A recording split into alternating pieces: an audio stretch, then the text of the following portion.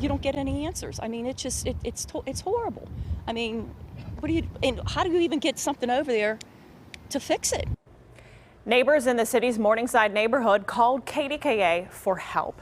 They watched our story last night about a landslide threatening 2 homeowners' backyards in Bon Air, and they said that's happening here too.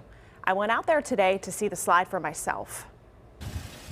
Think skinny on El Paso Street in Morningside, and don't bump the wheel. It seems like this whole slide went all the way up, and it stopped at the bottom of my deck, and the whole deck tipped over. Colleen Sirkovich wants to know if a permanent fix will ever happen. She already kissed her deck goodbye, but said the neighbors think the street's even worse. Fire trucks can't get down here. Any type of big FedEx, they all backed on to about here. Stop, walk, back out. It's just an eyesore, and it just doesn't look good. It's not safe. Representative Emily Kincaid knows landslides. She lives on the north side. I live in landslide world.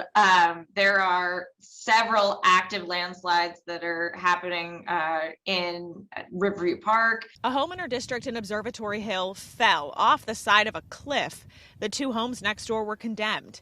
And she says a family in Bellevue lost their lives in a house fire because emergency services couldn't reach them because of a landslide. It just became very, very clear that with all of the different ways that people have been impacted with landslides, that we need to provide some way for families to recover. Rep. Kincaid proposed House Bill 1054, hoping to create a way to help since no home insurance will cover the cost.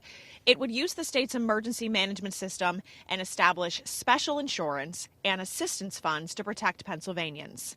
She thinks the recent bridge collapse highlights the need. There is also still a real possibility that landslides could actually impact our bridges, even the ones that are in better condition, because they're obviously anchored in hills.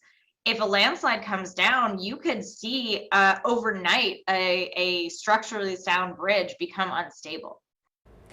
Rep. Kincaid tells me she introduced this bill in March of last year, and it is still just sitting in the Veterans Affairs and Emergency Management Committee.